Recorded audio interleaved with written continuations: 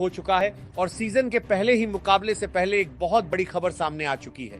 Royal Challengers Bengaluru और Sunrisers Hyderabad दोनों टीमों की आखिरी प्लेइंग 11 लग तय हो चुकी है और सबसे चौंकाने वाली बात यह है कि दोनों टीमों से कई बड़े खिलाड़ी पहले मैच से बाहर रह सकते हैं। जी हां, ये मुकाबला सिर्फ एक मैच नहीं बल्कि करो या मरो जैसा माहौल लेकर आ रहा है, क्योंकि सीजन का पहला मैच ही तय करेगा कि किस टीम का इरादा कितना मजबूत है।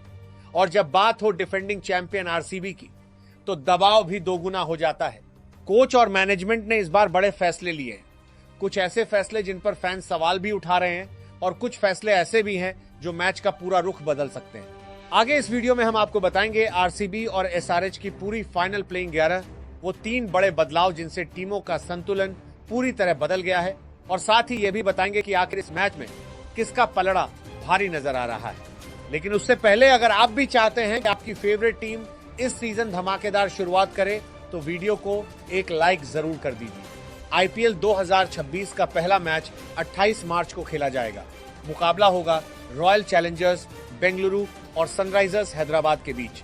समय रहेगा शाम 7:30 बजे और यह मैच खेला जाएगा बेंगलुरु के एम चिन्नास्वामी स्टेडियम में, जो कि आरसीबी का होम ग्राउंड है। ये वही मैदान है जहां रन बरसते हैं, चौके छक्कों की बारिश होती है और बल्लेबाजों का जलवा देखने को मिलता है। छोटी बाउंड्री और फ्लैट पिच के कारण यहां 200 प्लस स्कोर आम बात है और कई बार तो 220, 230 भी पार हो जाता है। अब जरा सोचिए, एक तरफ आरसीबी की ताकतवर बैटिंग और दूसरी तरफ एसआरएच का विस्फोटक टॉप ऑर्डर, मतलब फैंस को हाई स्कोरिंग थ्रिलर देखने को मिल सकता है। अब बात करते हैं आरसीबी की प्लेइंग 11 की। ओपनिंग में फिल सॉल्ट और विराट कोहली उतर सकते हैं। कोहली का यह होम ग्राउंड है और जब भी वह चिन्नास्वामी में खेलते हैं उनका अलग ही अवतार देखने को मिलता है।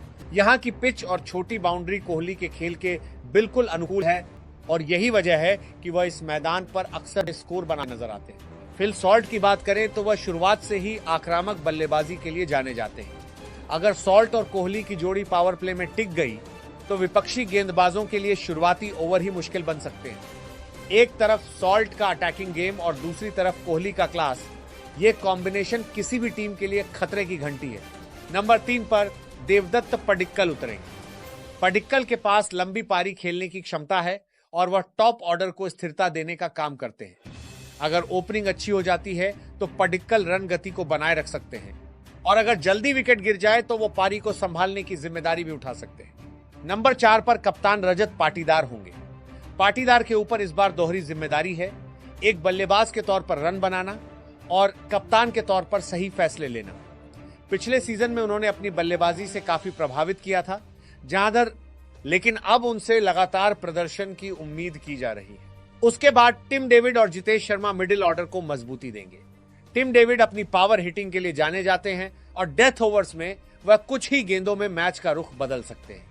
वहीं जितेश शर्मा भी आक्रामक बल्लेबाज हैं और विकेटकीपर के तौर पर टीम को अतिरिक्त संतुलन देते हैं। अगर ये मिडिल ऑर्डर क्लिक कर गया तो आरसीबी की टीम आसानी से 200 प्लस का स्कोर खड़ा कर सकती है, खासकर इस चिन्नास्वामी जैसे हाई स्कोरिंग मैदान पर। अब नीचे के ऑर्डर का ही बात करें तो रोमारियो शेफर्ड, कृणाल पांड्या और भुवनेश्वर कुमार टीम को बैलेंस देंगे। रोमारियो शेफर्ड एक पावरफुल ऑलराउंडर हैं जो बल्ले और गेंद दोनों से मैच बदलने की क्षमता रखते हैं, खासकर डेथ ओवर्स में जहां वह बड़े बड़े शॉट लगाकर टीम का स्कोर तेजी से बढ़ा सकते हैं। इसके अलावा गेंदबाजी में भी वह उपयोगी ओवर डाल सकते हैं। कृणाल पांड्या टीम को स्पिन और अनुभव दोनों का संतुलन देते हैं। वह मिडिल ओवर्स में किफायती गेंदबाजी करने के साथ साथ जरूरत पड़ने पर विकेट भी निकाल सकते हैं। बल्लेबाजी में भी वह टीम के लिए उगी रन जोड़ने की क्षमता रखते हैं, जिससे लोअर ऑर्डर और मजबूत हो जाता है। भुवनेश्वर कुमार टीम के सबसे अनुभवी तेज गेंदबाजों में से एक है। नई गेंद से स्विंग कराने की उनकी क्षमता आज भी शानदार है और वह शुरुआत में ही विकेट निकालकर विपक्षी टीम पर दबाव बना सकते हैं। साथ ही डेथ ओवर्स में उनकी सटीक लाइन लेंथ टीम के लिए बेहद अहम साबित होती है। इन तीनों खिलाड़ियों की मौजूदगी से आरसीबी का लोअर ऑर्डर काफी मजबूत और संतुलित नजर आता है, जो किसी भी स्थिति में टीम को मैच में बनाए रखने की क्षमता रखता है। गेंदबाजी में इस बार बड़ा बदलाव देखने को मिला है क्योंकि जोश हेजलवुड टीम में शामिल नहीं हैं और उनकी गैर मौजूदगी आरसीबी के लिए एक बड़ा झटका मानी जा रही है। दरअसल हेजलवुड अभी इंजरी से पूरी तरह फिट नहीं हुए हैं और इसी वजह से उन्हें इस मैच में बाहर रखा गया है। उनकी जगह अब सुयश शर्मा को मौका दिया गया है, जो अपनी मिस्ट्री स्पिन के लिए जाने जाते हैं। उनके साथ जैकब डफी भी गेंदबाजी आक्रमण को मजबूती देंगे।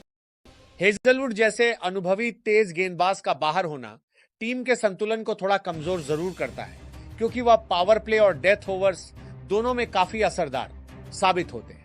ऐसे में अब जिम्मेदारी बाकी गेंदबाजों पर और भी ज्यादा बढ़ गई है। सुयश शर्मा के पास भले ही अनुभव कम हो, लेकिन उनकी गेंदों में वेरिएशन है और बल्लेबाजों के लिए उन्हें पढ़ना आसान नहीं होता।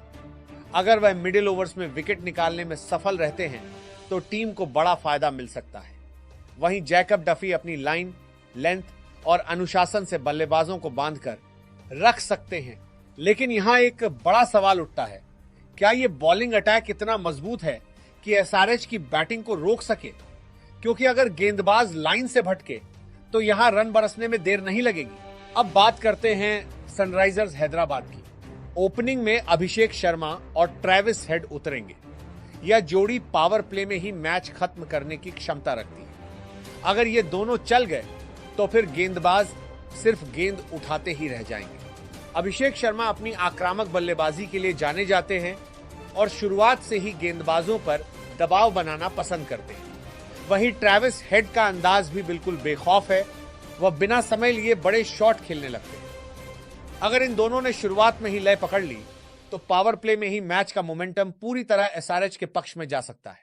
नंबर 3 पर ईशान किशन, जो इस मैच में कप्तानी भी कर रहे हैं। यहां दूसरा बड़ा बदलाव देखने को मिला है, क्योंकि रेगुलर कप्तान पैट कमिंस इंजरी के कारण बाहर हैं। ईशान किशन के लिए यह एक बड़ी जिम्मेदारी है, क्योंकि एक तरफ उन्हें बल्लेबाजी भी करनी है और दूसरी तरफ टीम को लीड भी करना है।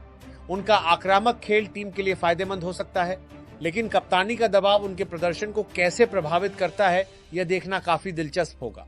और सच कहे तो कप्तान का इस तरह बाहर होना टीम के लिए बड़ा झटका है, क्योंकि पैट कमिंस जैसे अनुभवी कप्तान की गैरमौजूदगी में टीम की रणनीति और संतुलन दोनों पर असर पड़ता है।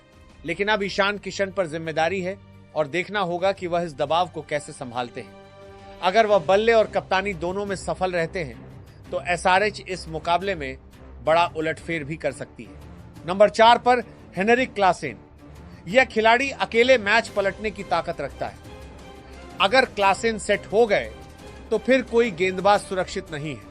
इसके बाद नीतीश रेड्डी, कामिंदु मेंडिस और अभिनव मनोहर मिडिल ऑर्डर को संभालेंगे। नीतीश रेड्डी एक ऐसे खिलाड़ी हैं जो परिस्थिति के अनुसार अपनी बल्लेबाजी को ढाल सकते हैं। अगर टीम को स्थिरता की जरूरत हो तो वह पारी को संभाल सकते हैं, और अगर तेजी से रन बनाने की जरूरत हो तो बड़े शॉट भी खेल सकते हैं। वहीं कामिंदु मेंडिस अपनी तकनीक और समझदारी भरी बल्लेबाजी के लिए जाने जाते हैं, जो मिडिल ओवर्स में टीम को संतुलन देने का काम कर सकते हैं। अभिनव मनोहर की बात करें तो वह एक आक्रामक बल्लेबाज हैं और खासकर आखिरी ओवरों में तेजी से रन बनाने की क्षमता रखते हैं। अगर उन्हें सही समय पर भेजा गया तो वह कुछ ही गेंदों में मैच का रुख बदल सकते हैं।